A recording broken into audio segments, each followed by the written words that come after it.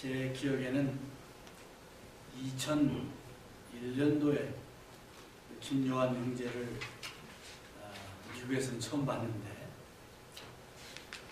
그때하고 지금하고 이렇게 기도하는 모습을 또 기도서를 들으면서 참 많이 성장했구나, 변했구나. 북북교회 갔다 오더니 많이 아주 믿음이 성장해가지고 이렇게 온 모습을 참 느끼고 다시 한번 감사를 드립니다. 우리 멀리서 오늘 또 성경 공부까지 늦지 않고 왔더니 얼마나 고마워요. 우리 박경진 자매하고 김요한 형제로서 다시 한번 우리 격려를 아마 지금 감기 걸려가지고 몸도 안 좋은데 이렇게 온 거에 대해서 감사드립니다. 어떤 분이 연하장을 저한테 금년에 보내면서 그 연하장의 내용 중에 새해 아침의 질문이라는 그 시를 보내왔습니다. 하도 길어가지고 다는 소개를 못합니다만 거기 보면 이런 얘기가 있습니다. 이 세상에서 단 한 사람과 길을 걸으라면 누구와 함께 걷겠습니까? 이 세상에서 단 하루만 살라고 하면 그날을 어떻게 보내겠습니까? 이 세상에서 단 한 사람만 사랑하라면 누구를 사랑하겠습니까? 이 세상에서 단 하나의 단어를 가슴에 품으라면 어떤 단어를 품겠습니까?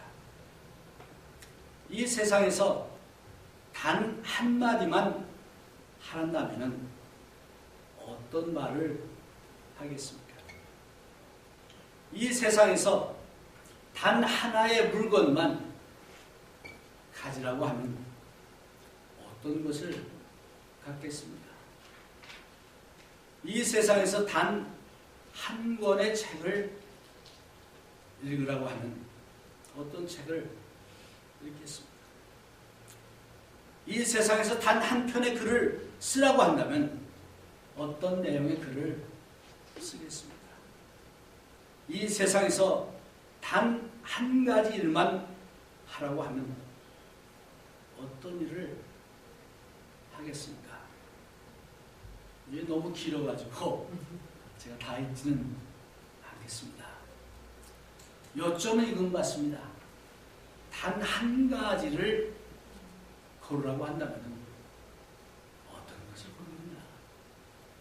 새해를 맞이해서 이제 New Year's Resolution, 새해 계획과 결심을 많이 적습니다. 금년에는 내가 이것도 하고 저것도 하고 이것도 갖고 저것도 갖고 뭐 등등 많이 합니다. 근데 사실은 그 많은 것 중에서 하나만 고르라고 한다면 어떤 것을 고릅니다.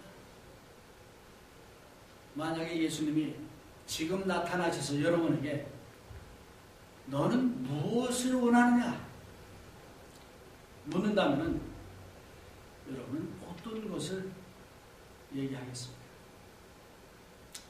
솔로몬은 왕이 됐을 때 하나님께서 꿈에 너는 무엇을 원하느냐 하니까 지혜를 주십시오. 얘기했습니다. 지혜로운 사람이죠. 다윗은 시편 27편 4절에서 내가 여호와께 간절히 구하는 오직 한 가지는 이것입니다. 내 평생에 늘 여호와의 집에 살면서 여호와의 아름다우심을 보고 성전에서 주님을 뵙는 것입니다. 다윗은 하나님의 마음을 닮은 사람이다라고 사무엘상에 말하고 있습니다. 어쩌면 이런 마음이 있었기에 다윗은 자신 있게 내가 한 가지 정말 소원은 하나님께 예배드리고 하나님과 함께 거하는 것입니다 라고 얘기했을 때 이스라엘의 많은 왕 중에서 가장 위대한 왕이 되었고 또 많은 일을 이루었던 그런 왕이 됐습니다. 여러분은 어떻습니까? 너는 무엇을 원하느냐? 한 가지를 골라본다면 무엇을 원하는가? 저는 이 말씀을 준비하면서 구약 성경에서 정말 한 가지를 이제 원한다면 자신 있게 바로 얘기할 수 있는 여러 사람 중에서 느헤미야가 딱 떠올랐어요.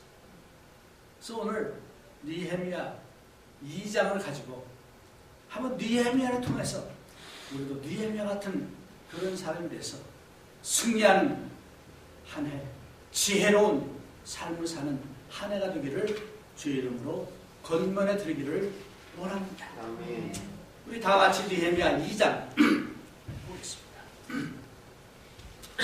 느헤미야 2장 1절에 보면은 아닥사스다 왕 20년 니산월에 왕의 앞에 술이 있기로 내가 들어 왕에게 드렸는데 이전에는 내가 왕의 앞에서 수색이 없었더니 왕이 내게 이르시되 내가 병이 없거늘 어찌하여 얼굴에 수색이 있느냐 이는 필연 내 마음에 근심이 있습니다. 여러분들이 잘 아시는 대로 느헤미야는 포로로 잡혀갔던 포로 1세의 후손입니다. 그러니까 포로로 잡혀와서 태어난 사람이에요. 네. 그래가지고 예루살렘이 망하고 유대가 망하는 것을 직접 목격은 하지 않았지만 그의 조상들이 망해가지고 포로로 잡혀서 페르시아까지 와 살고 있는 그런 사람이었습니다. 근데 1장에 보니까 이제 자기 형제와 다른 어떤 사람들이 그 예루살렘에 갔다가 와가지고 하는 말이 예루살렘 가보니까 너무너무 비참해. 형편없어. 성벽은 무너지고 문은 불타고 또 성은 아직도 이제 건축이 되지 않은 이런 상태야 하는 그 소식을 듣고 느헤미야 1장에 보니까 느헤미야는 너무너무 마음이 아프고 슬퍼서 그는 울며 금식하며 또 회개하며 기도했더라 라고 나오고 있습니다. 그래서 1장에 느헤미야가 그 얘기를 듣고 너무 마음에 어떤 그 무거움에 또 슬픔에 그것 때문에 그는 계속 기도하며 또 기도하며 넉 달을 지냈습니다. 넉 달이 지난 다음에 요 2장 1절에 나오는 말입니다. 이 아닥사스다 왕이라는 사람은 페르시아 왕으로서 원래 고레스 왕의 훨씬 뒤에 있는 왕이죠. 근데 에스겔서 4장에 보니까 아닥사스다 왕 때에 그 이제 수르바벨과 그 여러 그 이스라엘 사람들이 돌아갔어요. 한 5만여 명 되는 사람이 돌아가가지고 예루살렘을 이제 다시 이렇게 세우고 재건하고 성벽을 세우고 이러기를 위해서 갔는데 이 잘 안 된 거예요. 방해도 많고 또 자체 어떤 문제도 있고 그래가지고 스탑을 했습니다. 다시 또 갔어요. 2차 갔는데 마찬가지였어요. 느헤미야가 이제 이 소식을 듣기 얼마 전에도 에스라를 위시해서 다른 팀들이 갔습니다. 그럼에도 불구하고 이런 나쁜 소식이 들려졌을 때 느헤미야는 너무나 슬프고 마음이 무겁고 그래서 답답해서 하나님께 간구하는 그런 내용들이 나옵니다. 근데 하나 재밌는 것은 아닥사스다 왕 때에 에스겔서 4장에 보니까 그 사마리아 사람들 방해군들이 아닥사스다 왕한테 편지를 보냅니다. 고발장을 보내요. 그래서 이 이스라엘 사람들, 이 유대인들은 지금 왕에게 모반하려고 하는 겁니다. 이거 다시 이렇게 세우면 한번 역사를 이렇게 찾아보세요. 저 이스라엘 사람들은, 유대인들은 얼마나 이 반란을 잘일으키고 이제 충성하지도 않고 이제 당신 그 통치에 대해서 반란을 일으킬 사람입니다. 뭐 이런 내용의 이걸 이제 보낸 거예요. 그래서 아닥사스도 보니까 정말 그렇거든. 그래서 예루살렘 성벽을 건축하던 것을 중단시킵니다. 누가? 아닥사스다 왕이. 근데 니하면은 바로 그 왕의 술을 시중드는 그런 사람이었습니다. 이 술 시중 든다는 게 다른 게 아니고 페르시아뿐 아니고 옛날에 그 모든 왕들 주변에는 어떻게든지 왕을 이제 뭐 독살을 하거나 죽이거나 모반을 해가지고 이게 정권을 뒤바꾸는 이런 일들이 많았죠. 그러니까 왕에게 주는 음식이나 이 마시는 모든 것 누군가가 테스트를 해야 돼요. 왕 대신. 왜냐면 거기 독이 들었으면 안 되잖아요. 근데 만약 독이 들었으면 그걸 먼저 마시는 사람은 죽겠죠. 그 역할을 느헤미야가 한 겁니다. 그럼 그 역할을 하는 사람은 아무나 시키지 않죠. 믿을 수 있는 사람을 시킵니다. 그 위치에 있는 사람은 항상 왕을 직접 대할 수 있는 사람이고 또 왕이 신임하는 그런 사람이었기 때문에 파워도 있었겠죠. 먹고 살기도 평안했겠죠. 모든 게 갖추어졌습니다. 더더군다나 느헤미야는 예루살렘에 한 번도 가보지 않은 사람이에요. 1000마일 떨어진 그 멀리 있는 거기서 뭐 그게 불이 타거나 부서지거나 어떻게 보면 상관이 없는 거예요. 근데 느헤미야는 아마 자기 조상들을 통해서 부모를 통해서 우리의 고향은 예루살렘이다. 우리는 예루살렘에 가서 하나님께 예배드리고 또한 하나님께 이제 해야 된다. 뭐 그런 걸 배워왔겠죠. 그러기에 느헤미야는 2장 1절에 보니까 느헤미야가 수색이 잔뜩 근심하는 표정이 얼굴에 있더라. 여러분, 술 시중드는 왕의 술 시중드는 사람이 이거 테스트하는 사람이 예를 들어서 얼굴에 뭔가 걱정과 근심이 잔뜩 있는 얼굴 표정을 지으면은 왕이 어떻게 생각하겠어요? 잘못 보면은 틀림없이 뭐가 있구나. 누군가가 지금 하고 짜고서 어떻게 하려는 그런 뭐가 있구나. 이렇게 의심을 살 수 있습니다. 그 당시에는 왕의 명령이면 법이에요. 즉석에서 처형시킬 수도 있습니다. 그러기에 여기 2절에 보니까 왕이 전에는 이런 근심 띈 이런 얼굴 표정을 안 하고 얼굴을 아주 상당히 표정 관리를 잘했는데 느헤미야는 너무나 마음에 아프고 슬프고 답답한 이것이 있어서 이게 얼굴에 나타났다는 거예요. 그 말은 무슨 얘기입니까? 느헤미야는 그 어떤 것보다도 자기의 먹고 사는 문제보다도 자기의 직장보다도 자기 현재 여러 가지 가정이나 형편보다도 더 중요한 것이 뭐냐? 두고 온 고향 예루살렘 성전이 다시 또 그 성벽이 이루어지는 것이 가장 중요한 것으로 느헤미야는 믿었던 겁니다. 그래서 그 어떤 것보다도 느헤미야는 그것이 중요했기 때문에 자기도 모르게 얼굴에 그 걱정 근심이 나타난 거예요.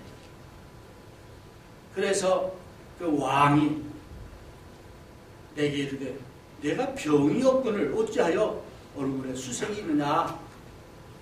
왕이 말을 했을 때 웬만하면은 오금이 졸아들었을 거예요. 그렇죠? 일반적으로. 네. 이는 필연 내 마음에 근심이 있음이로다. 내 마음에 뭔가 걱정 근심이 있구나. 그때 내가 크게 두려워하여. 그렇죠? 얼마나 두려웠겠어. 일반적으로.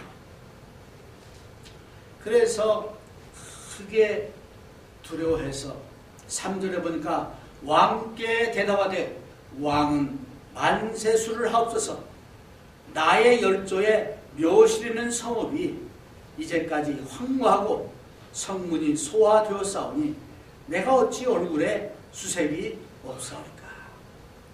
그러니까 느헤미야가 자기 얼굴이 근심, 걱정 뭐 이거로 참 그 내용을 실토를 한 거예요. 사실은 우리 고향에 그곳이 우리 조상의 묘가 있는 그곳이 황폐되고 또 불에 타고 이렇게 됐다는 소식을 들어서 나도 모르게 이렇게 걱정을 하고 있습니다. 라고 이제 여기서 실토하는 내용입니다. 이제 사실은 느헤미야가 왕과 이렇게 할 때 대화하기 전에 얼마 동안 기도했어요? 넉 달 동안이나 기도했어요. 그러니까 하나님께서 이미 느헤미야의 기도를 들어주시고 왕의 마음을 움직여주신 겁니다. 믿습니까? 네. 사실은 우리가 아무리 노력을 해도 우리 힘 가지고 아무것도 할 수가 없어요. 근데 하나님께서 느헤미야의 기도를 들으시고 왕의 마음을 이미 움직이셔가지고 이제 느헤미야의 그런 질문을 했던 겁니다. 그래서 오늘 여러분이나 나나 오늘 2014년도 지금 이 순간 여러분의 마음을 가장 짓누르고 있는 것이 무엇입니까? 여러분의 그 마음의 무거운 짐이 무엇입니까? 기도해야겠죠. 근데 그 짐이 느헤미야처럼 나와 내 가족을 위한 그것보다 더 앞서서 하나님의 어떤 그런 일을 위해서 그것이 마음의 짐이 돼서 슬퍼하며 기도하는 그런 자세를 우리 먼저 가집시다. 주님께서 말씀하기를 먼저 그의 나라와 의를 구하라. 그리하면 이 모든 것을 너에게 더해 주신다고 약속했습니다. 이제 그래서 먼저 그의 나라와 의를 걱정하며 이제 또한 슬퍼하며 답답해하며 하나님께 간구하는 그런 자세를 가지겠습니다. 그럴 때 하나님께서 우리의 마음의 무거운 짐을 해결해 주심을 믿으시길 바랍니다. 아멘. 근데 이제 기도하는 그것도 때로는 우리는 우리의 타임테이블을 딱 정해놓고 하나님 몇 월 며칠까지 해주십시오. 일반적으로 그러지 않습니까? 빨리 이루어지지 않으면 얼마나 답답해합니까? 하나님 정말 살아계신가? 하나님 쥐가 먹으셨나? 그런 생각할 수 있죠. 넉 달이 사실은 짧은 것 같지만 깁니다. 특히 이런 각박한 상황 속에서는, 급박한 상황 속에서 느헤미야는 그 하나님이 이제 들어주시는 그 때를 기다리면서 또 기다리면서 계속 기도하고 울면서 간구하고 회개하고 넉 달 해온 겁니다.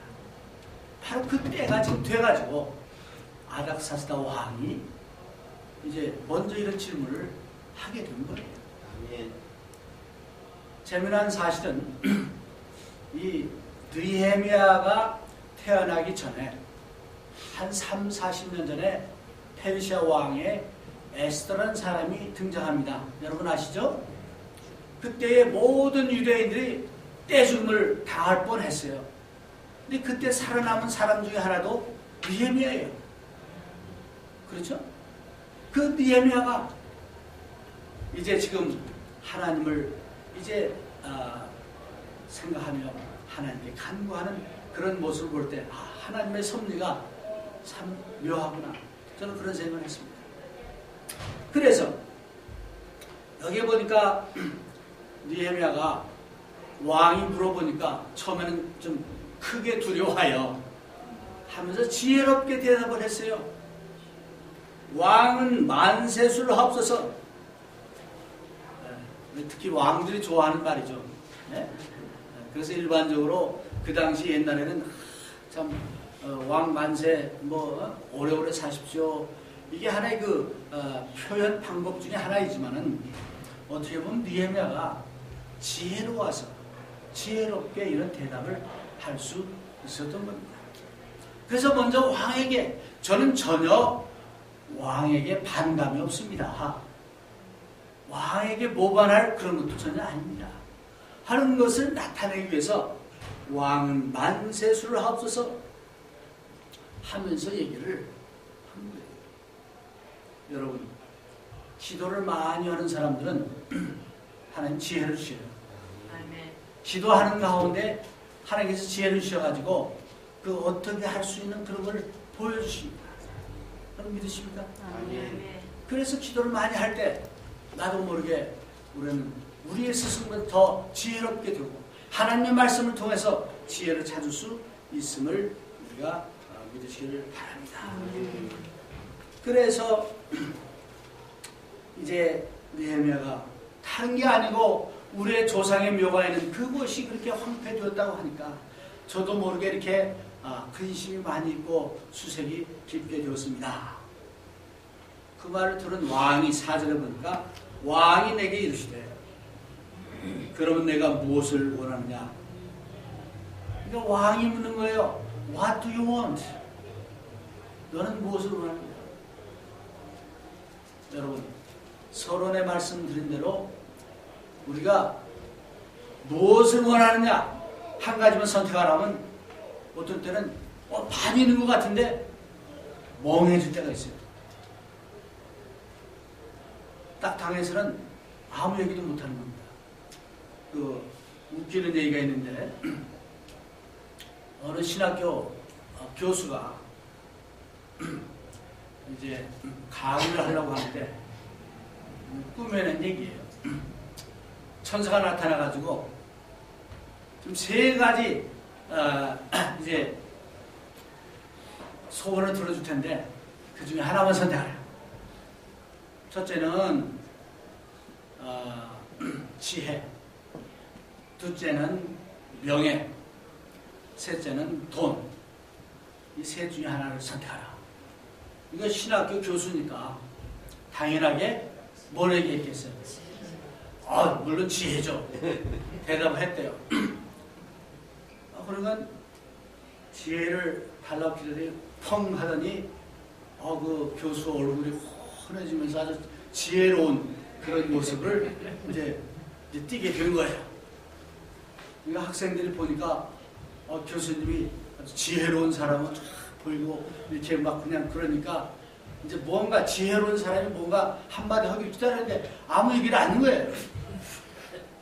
기다리다 어떤 사람이 어떤 학생이 교수님 지혜를 얻었으니까 한 말씀 하십시오 하니까 이 교수가 좀 있다가 돈을 달라고 할까?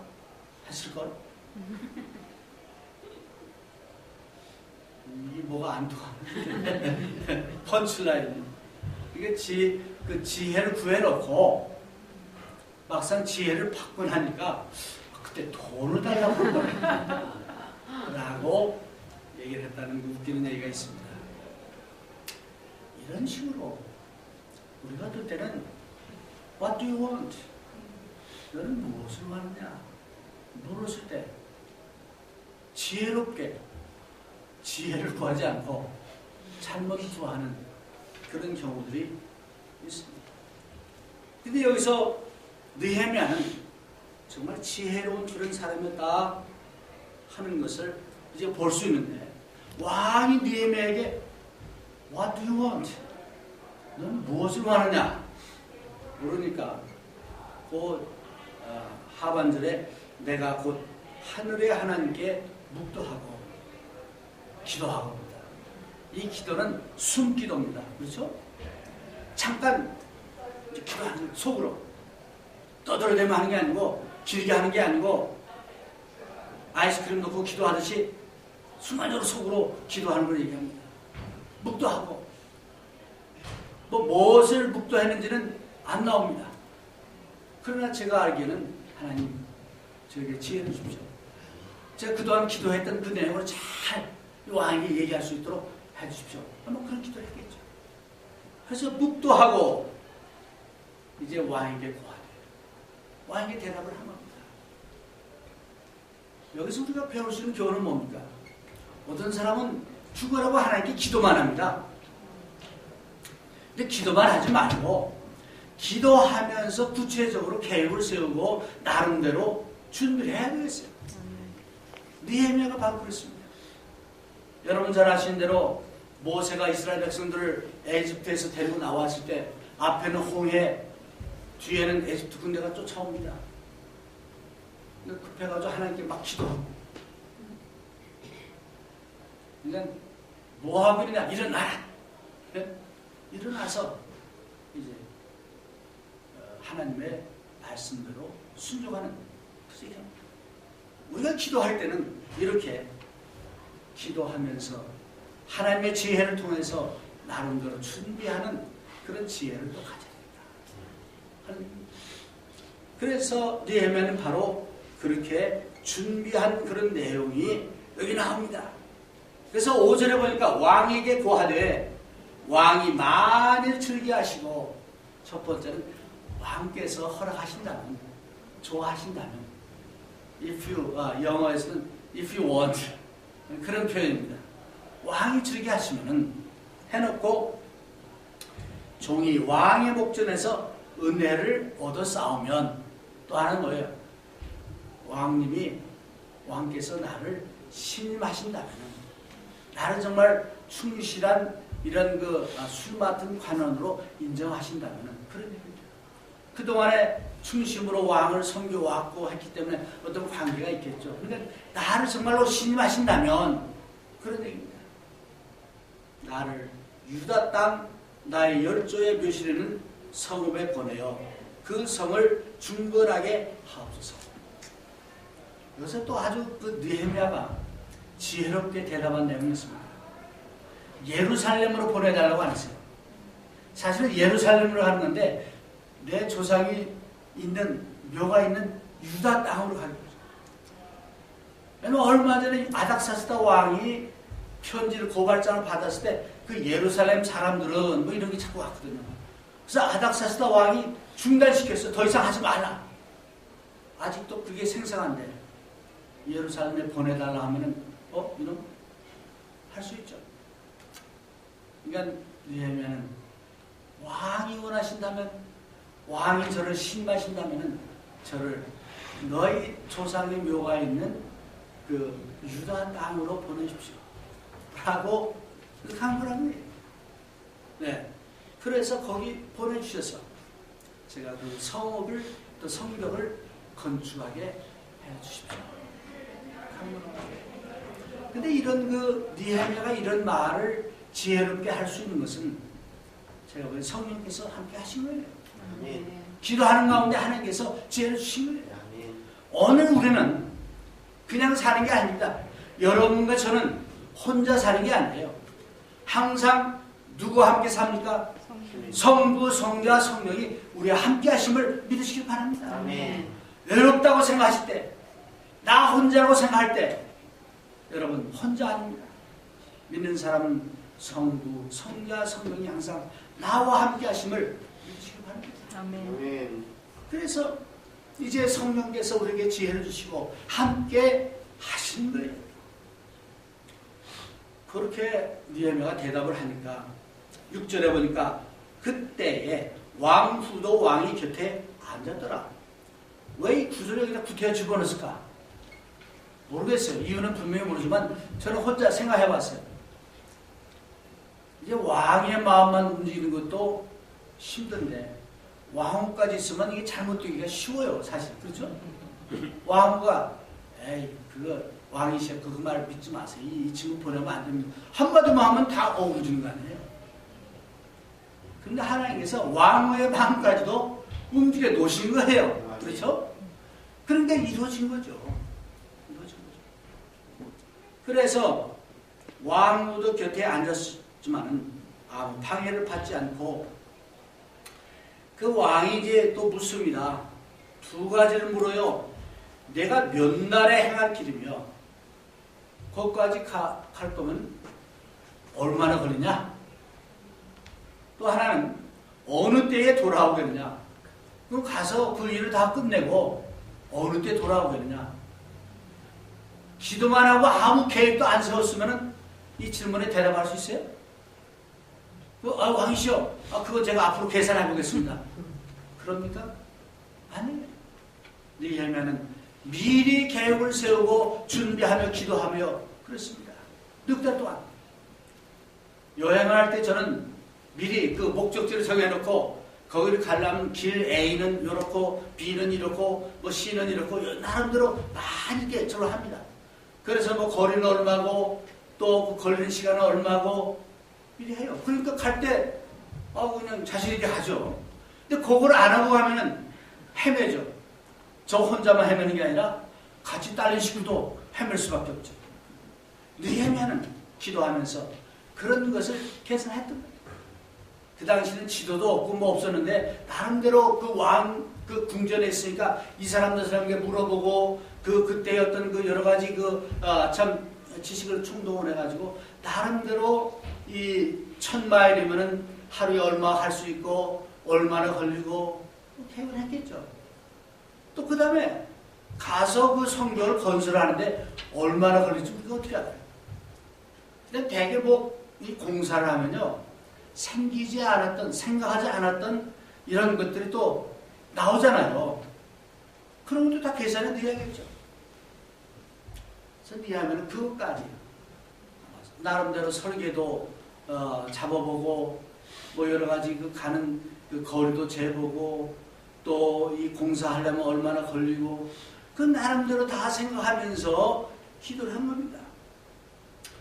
그러니까 이제 왕이 물어봤을 때 질문했을 때 착 대답을 한 거예요. 그걸 가려면 적어도 이 정도 걸리고 제가 돌아오기까지는 뭐 여기는 말이 없지만 52일 만에 완성했잖아요. 그러니까 아마 나름대로 얼마 걸릴 테니까 이 정도 되겠습니다 라고 왕에게 얘기했겠죠. 그러니까 그 하반절에 6절 하반절에 왕이 나를 보내기를 즐겨하시기로 거기서 어프로브가 바로 난 거예요. 아무리 좋은 계획도요 프레젠테이션을 잘해야 합니다.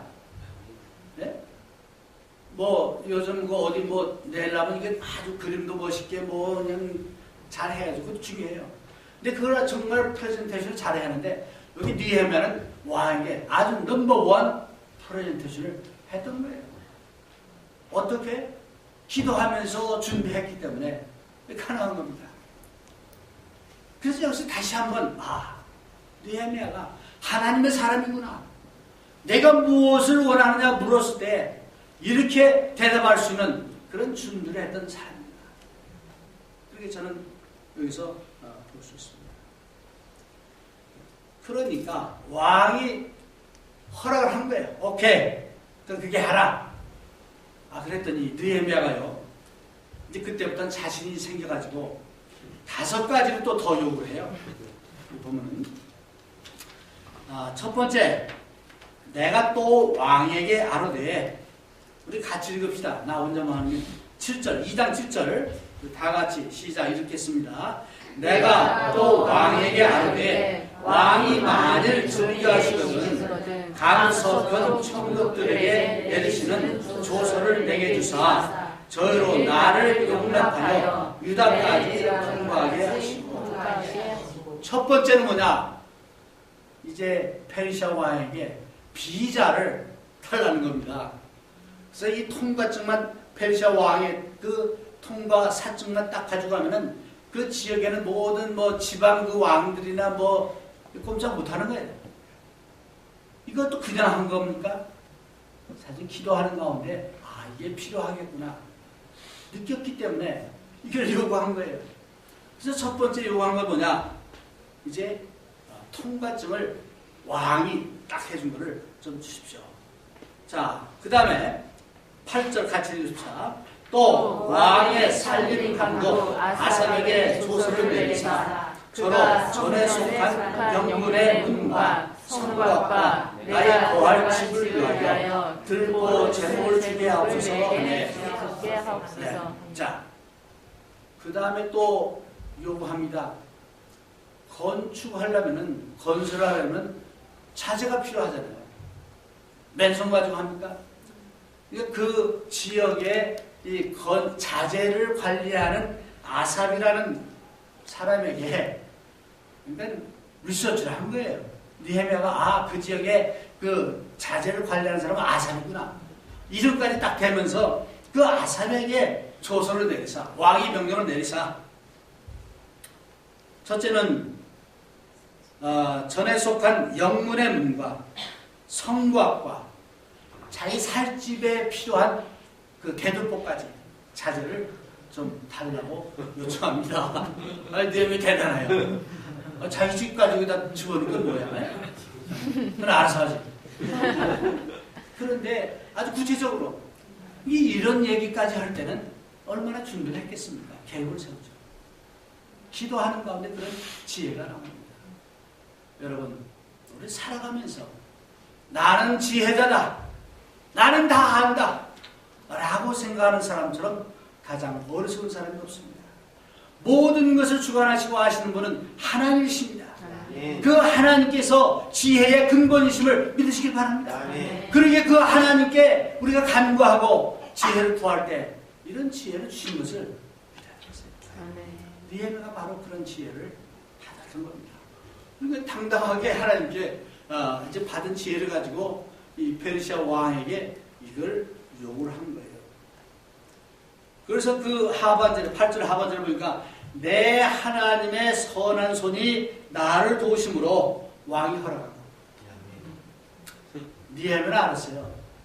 왕이 허락할 줄도 알았고 그 왕이 허락한 것은 자기가 말을 잘해서 프레젠테이션을 잘해서가 아니고 사실은 하나님이 나를 도우셔서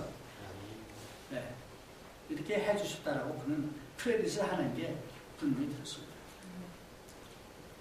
오늘 우리가 살아가는